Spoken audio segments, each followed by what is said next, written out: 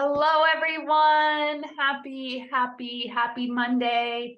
Are you stuffed with stuffing, mashed potatoes, gravy, or did you do well? We want to know the stories that grew you. Did your Thanksgiving grow you this year? Did you Allie, expand out or? yes. Oh my God. So Allie, this is my first day back in like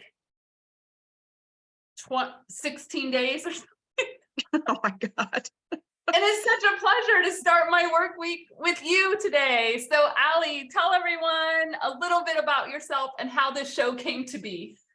Yes. So I'm Allie. I am the founder of The Right Place, Right Time, which is my virtual boutique of writing, coaching, and ghostwriting services for badass and brilliant folks ready to write memoirs that will change the freaking world. And I am so happy to be co-hosting The Stories That Grew Us with Shannon.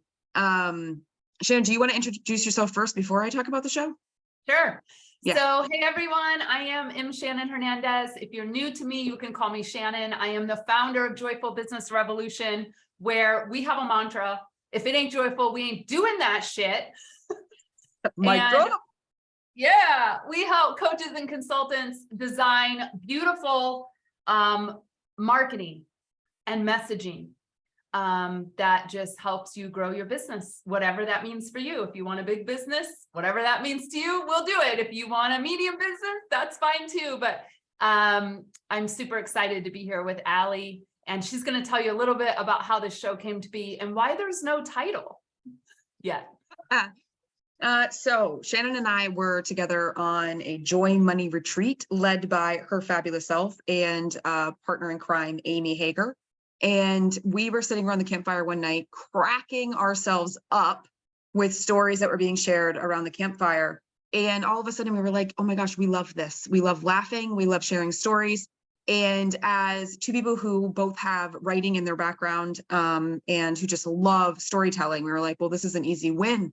We will get together on the Zoom, as my parents would say, and share stories and just be real and connect to the humanness that we all have. And it's so much easier to be in conversation when you're in conversation with each other than to just go live and feel like you're talking to a wall. So Stories That Grew Us came to be from there. And the other part of this is that we are pulling subject lines and telling stories based off of the random subject lines that we pull, which is why there's no title for the episode before we go live, because we have no idea what we're going to pull. Now, if you're asking, why would you be pulling subject lines? What does that have to do with anything? Okay, well, on this retreat, we were talking about getting different with our marketing and having fun with subject lines. And throughout the week, all these inside jokes became really amazing one-liners that we decided would make for great subject lines, but also great prompts for stories. So we're using them, we're leveraging them. And if you caught the first episode, the first subject line we pulled was woo woo wackadoo. And that was what we talked about in our first episode, which you can go and catch over on Shannon's personal page. It's probably still hanging out there, or on my YouTube page, you can go and find it. It's there. And I think the thing that came up in the comments the most from folks, Shannon, if I remember correctly, was that people really related to what we were talking about, which was essentially growing up in kind of more rigid or restrictive households around spirituality and religion, and how being woo or leaning into spiritual gifts or intuition was like not necessarily something that was really welcomed or open. You know, families weren't really open to it. So that's just a slight recap. Yeah, and I also remember from that episode, many of us, myself included, who were in this conversation inadvertently were recovering Catholics. Yes, there was that trend, which was interesting. Yes. So we're going to draw a subject line, a rando subject line. Allie and I are going to tell stories. We invite you to join us in the comments. We would love to hear your stories and your insights and wisdom around what we pull today. So Allie, this always makes me a little nervous. I'm not going to lie. Like, drum roll. Okay, here we go. How getting lost in a parking garage taught me about customer experience. Oh my gosh. All right, I'm gonna actually start here. Like, first Okay. of all, I think parking garages are the most fucking creepiest places on the face of the earth. Like, I have yet to be in a parking garage that is well lit, Mm, even though there's like, I mean, design wise, they could totally design it for a customer experience, either with artificial light or just don't make solid concrete walls. Like, how about cut in some windows, right? That even if they're blank spaces and create a yeah. freezing wind tunnel in the middle Right. of the winter, I would be so much more comfortable in parking garages inside and outside of my car with some more light. So this subject line actually came about because one of the people on the retreat, Stephanie Z, she was like totally lost in a parking garage. Now, she wasn't lost in the fact that she didn't know where to go, which, gonna admit, I am the person who never knows where my car is. Open lot, parking garage, anything, no matter how many times I try and remember, I'm like, this Yeah. is just not my gift, remembering where my car is. But Allie, do you remember she was stuck because she couldn't pay? Yes. Right. There was a sign that said how to pay, but then she tried to do that and it didn't actually work. And then like she got up to the window and then there wasn't anybody there, or like And then there they was all told her these to like download an app, but an she was app. like in a concrete fortress and didn't have Wi-Fi. Yeah, it was all kinds of things, comedy of errors, one thing after another. And every time she did one step, it was like it didn't work, you know. I can't say that I've gotten lost in a parking garage, but I can say I've had a number of stories that involved parking garages. One Yeah. being that I don't know how old my son was at the time, but we were trying to get into the car, get going, and then he needed to use the bathroom. Hmm. And of course, there's no restroom in parking garages. And I'm kind of glad that there isn't, because I agree with you, parking garages are super creepy. But I was like, where do you go? We're in a parking garage. We've just left wherever we were, like, you know. So honestly, I think he might have found like a corner and peed right on the parking garage wall. I mean, I'm not gonna lie. You know, and the Well, hey, benefit. you gotta do what you gotta do. I mean, I was just like, I don't know what I'm supposed to do here. I don't have a bottle in the car. He's too young to even understand how to like shoot and aim. Like, it's just going to be what it's going to be. At least he didn't like stand on the edge and pee over the side, you know, onto somebody walking by. So that's one parking garage story. The other one, this happened just this fall. There was this little, like, this guy has like a family events or entertainment service. And so every Easter, he has a train that he pulls around the mall, and kids can get on the train and ride around on the train in the mall. And there's music and bunnies and whatever. And it's a nice little family kind of affair. You know, it doesn't cost a lot. You buy your ticket, you get to ride all day. He expanded this event series into Halloween this year. And but it was in the parking garage. And he used the parking garage because the parking garage is no longer functional, because the Sears that the parking garage used to be attached to is no longer there. Sears has been abandoned. Now, why Yeah. it couldn't have been in the Sears, I'm not sure, but it was in the parking garage. Except when we went driving to go and find it, number one, the parking garage is not well lit. It looks abandoned. One whole ramp is completely blocked off. You can't even go up that way. There's no sign, like no sign that we can see. So we enter into the parking garage and it's like nobody's there. And we're like, oh my gosh, did we get the wrong parking garage? Not that there are a lot of parking garages in this area. And finally we just parked and we kind of got out of the car and we tried to search for, you know, what we were looking for. And we found this little sign next to the stairs that basically said, come up this way. And I was like, all right, well, as far as family experiences are concerned, you know, a little better lighting, a little better signage. I mean, because it really did. It looked like, is this some sort of, you know, not legit activity that we're walking, you know, our children into, you know, but it was advertised in the news, in the paper, like, so we were like, well, there's gotta be something to this. It's So gotta be that's reputable. interesting because what actually is on here is what it can tell you about customer experience. You just Yeah, said, like, hey, this was on the news, but the signage wasn't there. Like, it could have been a really amazing thing, but you have that trepidation going in, wondering, yeah, like, am I in the right place? Oh, this is kind of a little creepy. Like, I don't understand what's going on. Like, imagine the customer experience and what you all could have raved about, had you didn't have that initial feeling like going in wondering, is this where I'm supposed to be? Yeah, for sure. I'm trying to think. We have a parking garage right down the road at the ferry. So those of you who don't know, I live in New Jersey on the waterfront, the Hudson River. And if we want to take the ferry, we can walk a mile, which is what we usually do. Or if we know we're going to get home really late, or we're going to be walking around the city for hours on end, which is not uncommon, we might park at the ferry. That thing is so confusing, the signs. And I go, like, I'm familiar with it. And I'm still like, wait, now which way's the exit?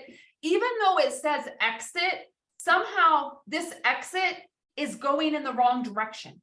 It's like either you approach it and the exit is going up, when we all know exits in parking garages actually usually go down. Or you approach it and you're like, okay, I'm not going to get tricked this time. I know which way to go. And you turn and you hit a dead end. I've never been in a parking garage where there are dead ends. Like, you can't get out, you get trapped, and then you have to try and back out. And then there's people walking across. It is the craziest thing I've ever had to deal with in terms of a parking garage flow of traffic. I feel like parking lots can be just as tricky, in all honesty. And ferry made me think of it. So here we've got a ferry from Vermont to New York, and you pull in, and if you want to park your car, you have to go beyond the place where you pay and then swing in to the parking lot, then get back out and go on foot. But then when you come out with your car, you can't go any other way other than to try to cross traffic that's trying to get into the ferry to then circle around. And I'm like, what, who designed this? How come there's no like easier way to get in and out of this parking lot? Like that doesn't involve you having to either, go by the person in the booth or cross the traffic that's trying to get in. And of course, when a ferry's coming and going at 20-minute intervals, there's always a freaking line. Like, so you can't always just like cross traffic to get yourself back out because you got to wait for the break in the traffic that's trying to get onto the boat. I'm like, I'm not a civil engineer. That would be a horrible thing. I would be designing all kinds of shitty parking lots, but I expect. Oh my God. If I was a civil engineer, the fucking roads, the parking garages and the parking lots would make perfect sense. They would be the most user-friendly, well-designed, beautiful spaces that people would rave about. And I love that you said, like, who designed this? This is like a question I ask myself at least once a week. Sometimes it's about a landing page that I land on and I'm like, who the fuck designed this? Like, I don't even know what I'm supposed to do. There's so much stuff on here. There's ads popping up. There's pop-ups popping up. You can't scroll. Mainly these are recipe sites. You can't even get to the damn recipe. There's so many things popping up. And by the time you get down to what you actually want, you're exhausted and you're like, this was a lot of work just to even get to the recipe. Right? Yeah. It is a very common thing that comes out of my mouth. And I think it's a lot because I love customer experience. Like, it's part of a lot of the marketing campaigns that we put together is what is the experience we want to have with the customer. I also love customer experience in terms of once they say yes, how do you make them feel super amazing in your business? Right? And I'm sure, Allie, your design of how you help people with the book writing and the memoir writing process, I'm sure there are elements of this as well. Yeah. Well, customer experience for me in my business is super important because in writing memoir, especially, people have to feel safe and they have to feel like they're in an environment where they can say anything and not be judged, where they can be vulnerable, where they can talk about the shit that they have been through, because pretty much memoir is all about the dark stuff. It's about the hard stuff. It's about the challenge. It's about adversity. So my job, at least the way that I see it, is the customer experience from the moment that they touch down with me, whatever that looks like, a free workshop, a 20-minute call, whatever it is, all the way through to getting into the work. They have got to feel seen, held, heard the entire time. And so it's all about how I show up either in person, in writing, in gifts, in emails, like just whatever, like no matter how I show up, I have got to hold that space and that bar that I want so that people know what they're getting from start all the way through to signing.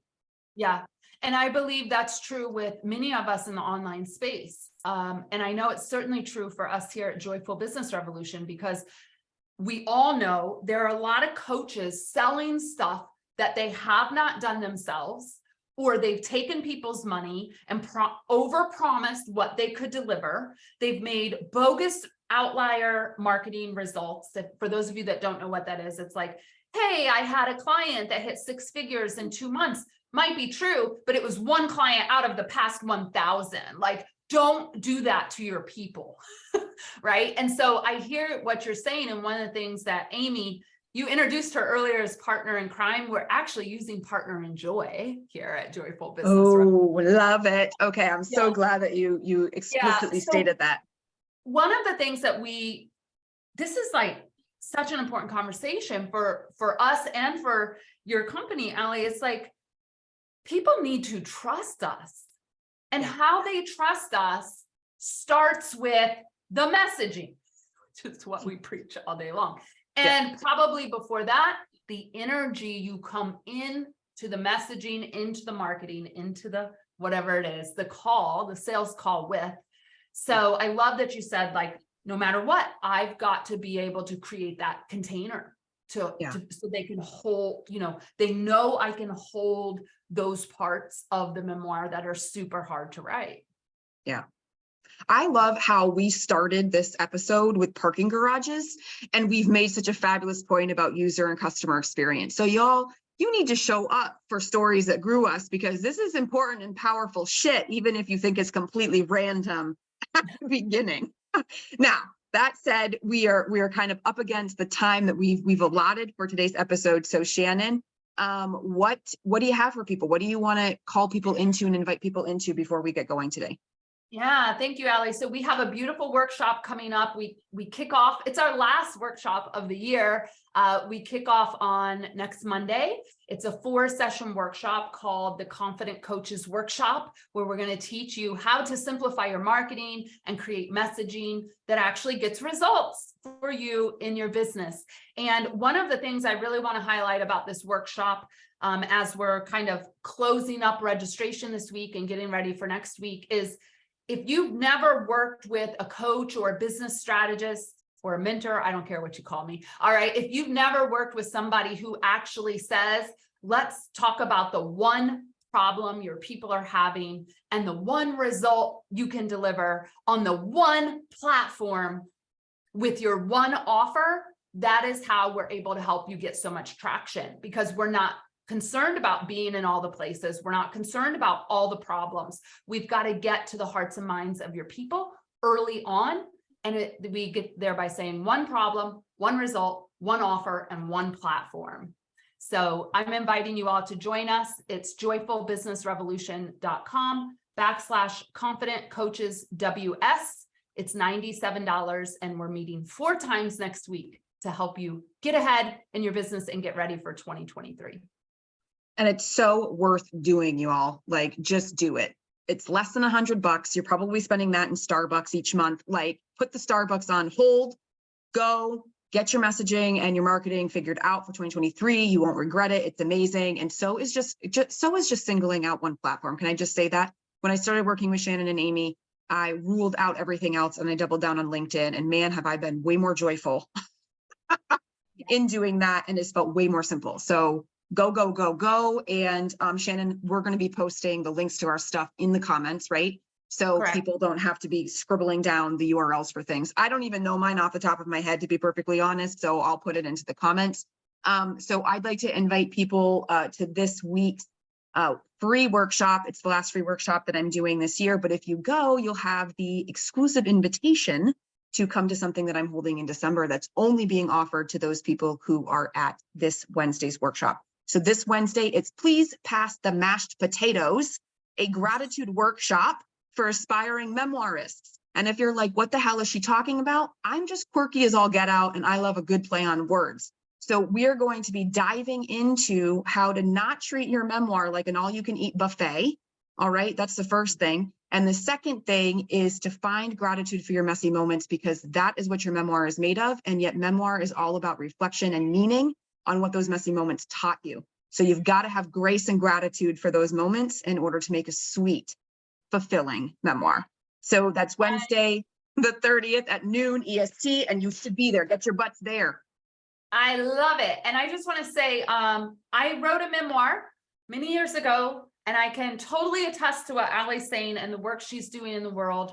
You know, in the last, I skipped 2 chapters. They were the 2 most painful chapters. They were the pivotal moment in the book.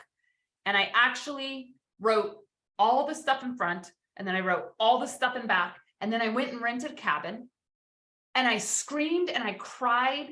This is no joke. And I like yelled into a pillow because I didn't want people to think I was getting murdered in there, right? And I had to work that shit out to get that book done.